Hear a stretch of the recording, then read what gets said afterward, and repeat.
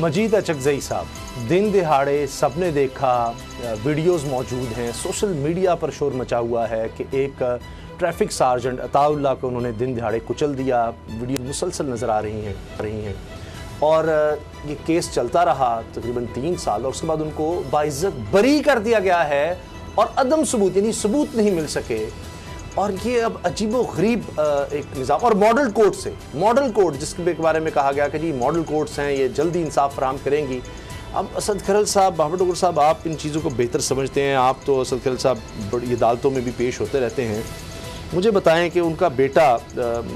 शहीद सार्जेंट अताउल्लाह का मौज़म दस्ती, वो कह रहा है हमारे साथ बड़ा जुल्म हुआ है, क्या जवाब दें उसको? अब मुझे ये बताएं उसामा साहब कि वो थे मेंबर साबक असम्बली के, रुकन भी थे और उस वक्त गालबन में रुकन थे शायद। अब भाई उनके गवर्नर थे, महमूद अचकज़ई साहब के भाई, बल्कि उनके भाई, और सारे जिस तरीके से उनके पास सारे अहम ओहदे भी थे, इन्फ्लुएंस भी उनका था। अब ये जो बरी हुए अदम सबूत किया है, यानी 20 रोज़ तक पुलिस ने उनकी शनाख्त परेड नहीं कराई। पुलिस ये कहती है जनाब वो गाड़ी नहीं चला रहे थे, इसकी फुटेज मौजूद है, वो पकड़े गए, उनके खिलाफ मुकदमा हुआ और अब उस मुलज़म का सिर्फ जो बयान है वो ऑथेंटिक है कि जनाब वो कह रहे थे मेरा ड्राइवर चला रहा है, जबकि ड्राइवर नहीं चला रहा था। इसके बहुत सारे लोग जो है, अब मामला ये है कि उनके खिलाफ कौन गवाही देगा? पुलिस ने वो प्रॉपर प्रोसीजर पूरा नहीं किया। अब अदालत ने कह दिया चूँकि प्रोसिक्यूशन जो है वो उस गाड़ी का चलाना जो है मुलज़म की जानब से वो साबित नहीं कर सकती, इसलिए उनको बाइज्जत बरी किया जाता है। मुझे ये बताएं कि ये गाड़ी जो चलाई जा रही थी, क्या उनके ड्राइवर को अगर मान लिया जाए कि क्या उनको गिरफ्तार किया गया, क्या ड्राइवर से तफ्तीश की गई, क्या ड्राइवर के खिलाफ कुछ सजा हुई? किसी ने तो मारा है ना, गाड़ी ऑटो तो नहीं चल रही थी, गाड़ी को कोई चला रहा था ना। और जो बंदा पकड़ा गया उसको बाइज्जत बरी कर दिया गया और कोर्ट क्या कह रही है जनाब के जो गाड़ी है मालिक को दे दी जाए और खून आलूद कपड़े जो है, ये है हमारा इंसाफ। तो फिर सही कहा जाता है, मौला अली का जो फरमान है, जो कौल है जी कि कुफर पे निज़ाम या मुआशरा कायम रह सकता है, लेकिन जुल्म जो है और नाइंसाफी के ऊपर कोई मुआशरा, कोई मुल्क, कोई सोसाइटी जो है वो कायम नहीं रह सकती। इससे ज्यादा और क्या हो सकता है कि आप शहीद जो शहीद है दौरान ड्यूटी शहीद हुआ है, सार्जेंट जो है वो ड्यूटी के दौरान शहीद हुआ है ना, तो वो शहीद है, एक लॉ इन्फोर्समेंट एजेंसी का बंदा है, उसको आपने जिस तरह कुचला गाड़ी में, जिस तरह बेदर्दी से उसके बाद आ गया बकायदा वो, फिर उसके बाद उसको खून आलूद कपड़े उनके लवाकीन को दिए जा रहे हैं, ये इंसाफ है। अच्छा, अब्दुल मजीद अचकज़ई साहब, आप तो असम्बली इजलास में शिरकत कर रहे हैं, जाली नंबर प्लेट का भी उन पर मुकदमा, अगवा बराए तवान, कत्ल के भी मजीद मुकदमा थे, वो भी सारे खत्म हो गए। तो बाबर डोगर साहब, फिर तो गरीब आदमी और इनके लिए वकील कौन कौन खड़े थे वहां पे? जी, वकीलों का नाम जरा सुन ले जनाब, बड़े बड़े वकला माशाल्लाह, जो भारी भरकम माशाल्लाह उनके कादावर जो शख्सियात है जी, ये इसमें कामरान मुर्तजा साहब जो जनाब है, खलील रहमान नूर साहब इनकी जानब से पेश हुए, जान बलेदी साहब पेश हुए और जाफर अवान साहब जो है वो भी इनकी जानब से, यानी ये अदालत में बड़े बड़े नामवर वकला जो हैं माशाल्लाह वो उनके साथ पेश हो रहे हैं। तो फिर गरीब आदमी को पाकिस्तान में इंसाफ कैसे मिलेगा? अच्छा, बाबर डोगर साहब ने आपके साथ तावन नहीं किया, हद ये है अपने महकमे का बंदा शहीद उनका बेटा मौज़म दस्ती कह रहा है, शहीद सार्जेंट का बेटा, कि जी हमसे वादा किया गया था कि एक बेटे को मुलाजमत भी दी जाएगी, वो वादा भी पूरा नहीं हुआ। तो यहाँ हाल तो फिर ये है, तो फिर इसका मतलब है इससे क्या अखज़ किया जाएगा कि अगर अमीर तगड़ा आदमी है जिसके कोई मेरा ख्याल है दर्जन से ज़्यादा लोग रिश्तेदार मुख्तलिफ पोस्ट पे हैं, कोई गवर्नर है, कोई पार्टी का लीडर है जी, किसी के बड़े ताल्लुकात हैं इधर उधर हर सतह पर,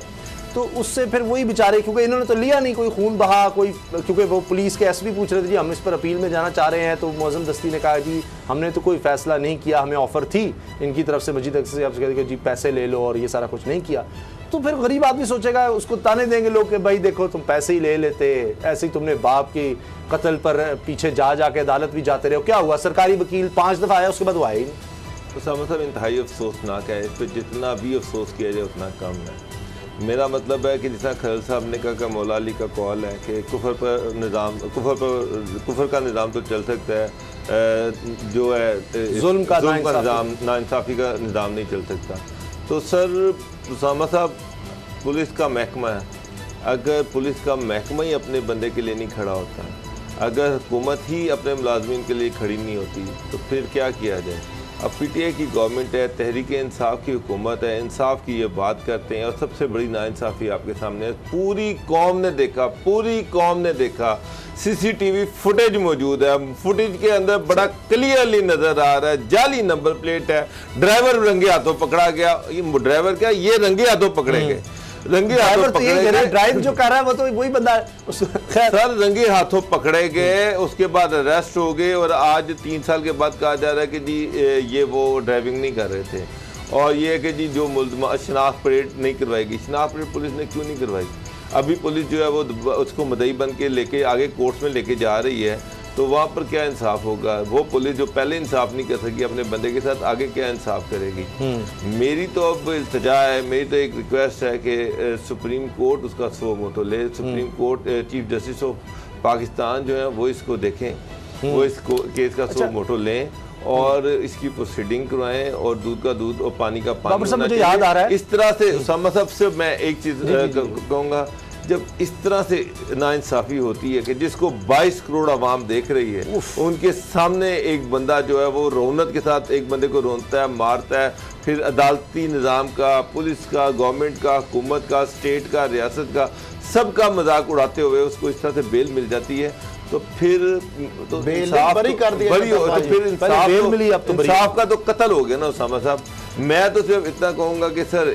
इसका सो मोटो होना चाहिए। अच्छा, वैसे अदालत ने ये कहा है अदालती फैसले में वाकई की सीसीटीवी फुटेज की हामिल सीडीज हिफाजत में रखने का हुक्म दे दिया गया है। अदालत को शायद ये डर है वो भी इधर उधर ना हो जाए, तो उन्होंने सीडीज महफूज करने का, पता नहीं उन सीडीज में ऐसा क्या है। मैं आपको एक वाकया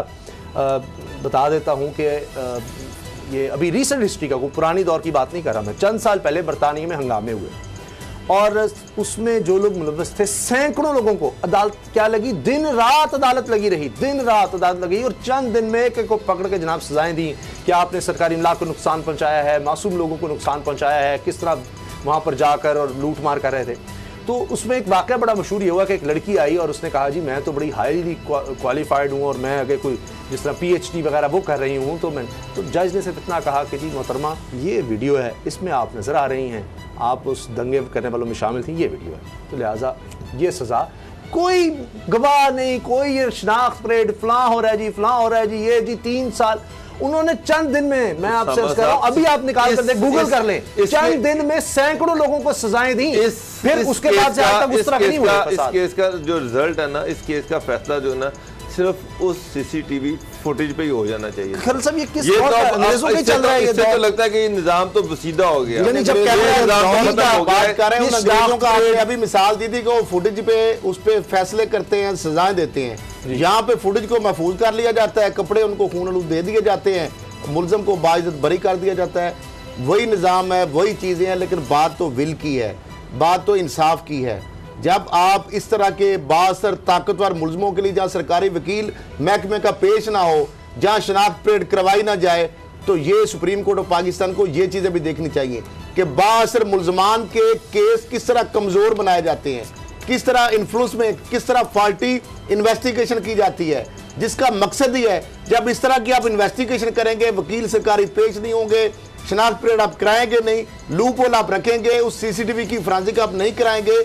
तो फिर मुलजम तो बाहर बरी होंगे ना। बाबर साहब घर वाले जा जाके वो अदालतों में पेश होना, वो अजीब एक निज़ाम है, वो बेचारे गरीब आदमी, वो किराया भी खर्च करेगा, वो जा रहा है आ रहा है, दूसरी से इतने बड़े वकील पेश हो रहे हैं, वो ख़ानदान ऐसा कि उसके पता नहीं दर्जन से ज़्यादा, कोई 2 दर्जन के करीब लोग किसी ना किसी तरह कोई असम्बलियों में है, कोई कहीं है, कोई कहीं है,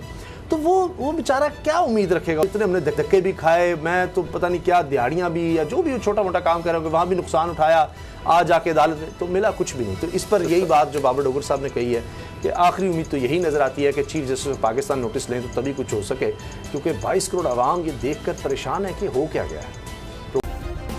सब्सक्राइब करें और बेल दबाएं ताकि कोई खबर रह न जाए।